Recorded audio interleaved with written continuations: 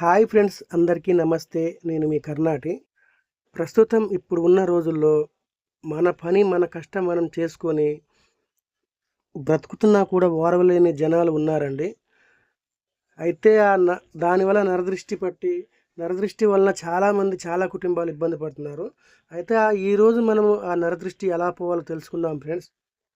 అమావాస్య రోజున ఉదయం ఒక గుమ్మడికాయ తీసుకొని వచ్చి దాని మీద ముద్ద కర్పూరం వెలిగించండి. ముద్ద కర్పూరం పెట్టి వెలిగించి ఇంటి ముందు నిలబడి 3 సార్లు సవ్య దిశగా దిష్టి తీయండి.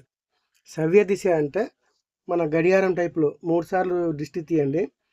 తర్వాత మళ్ళీ అపసవ్య దిశలో, అంటే ఇందాక తిప్పినట్టు కాకుండా మళ్ళీ రివర్స్లో మళ్ళీ 3 సార్లు దిష్టి తీయాలి. తర్వాత రోజు ఆ ముక్కలను తీసి పారేయాలి. దిష్టి తీసినాక వెలుగుతూ ఉన్న కర్పూరాన్ని దూరంగా పారేసి ఇంటి గడపకు ముందు కానీ, గేటు ముందు కానీ గుమ్మడికాయను పగలగొట్టి దానిలో కొంచెం పసుపు, కుంకుమ వేసి నమస్కారం చేసుకొని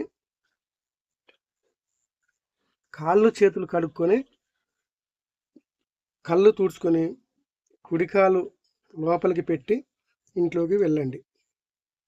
మనం నరదృష్టి పోవాలంటే ప్రతి మంగళవారం మరియు శుక్రవారం రోజున సాయంత్రం సమయంలో ఒక నిమ్మకాయను తీసుకోండి. ఆ నిమ్మకాయను గడప మీద పెట్టి 2 ముక్కలుగా కట్ చేసి దాన్ని సమాన భాగాలు కట్ చేసి ఒకదానికి కుంకుమ, ఒకదానికి పసుపు పూసి కుమ్మానికి 2 వైపులా అలంకరించండి. అలా అలంకరిస్తే ఇంటికి ఉన్నటువంటి నరఘోష, నరపీడ, నరదృష్టి, ఇంకేమైనా నరాత్మక శక్తి ఉన్నవన్నీ తొలగిపోతాయి. నరదృష్టి తొలగిపోవాలంటే ముఖ్యంగా మనం చేయాల్సినవి కొన్ని ఉన్నాయి. ప్రతిరోజు మనం స్నానం చేస్తాం కదా, స్నానం చేసే నీటిలో రాళ్ళ ఉప్పు వేసుకోండి. రాళ్ళ ఉప్పు వేసుకొని స్నానం చేయండి. పిరిగడంత వేసుకోండి, చాలా ఎక్కువ వద్దు. అలా చేయటం వలన కంటి చూపు మన మీద పడకుండా ఉంటుంది. అలా కంటి చూపు మన మీద పడపోవటం వల్ల అలసట, సోమరితనం మొత్తం మాయమైపోతాయి. ముఖ్యంగా ఇలా మంగళవారం రోజులు చేస్తే ఇంకా చాలా మంచిది.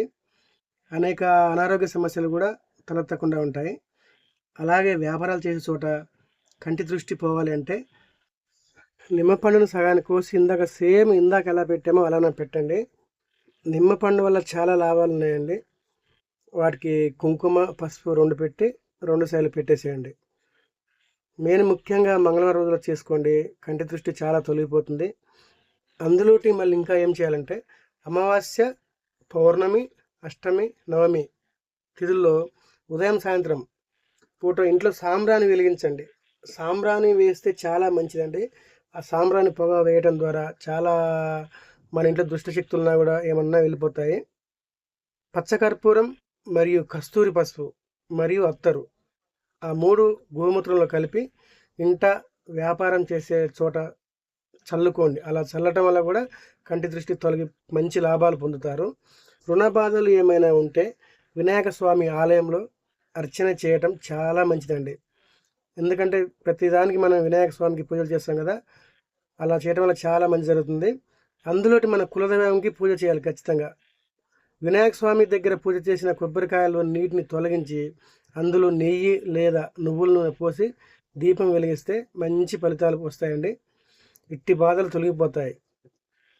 శుక్లపక్షంలో వచ్చే శని మరియు ఆదివారాల్లో సముద్ర తీరానికి వెళ్ళండి.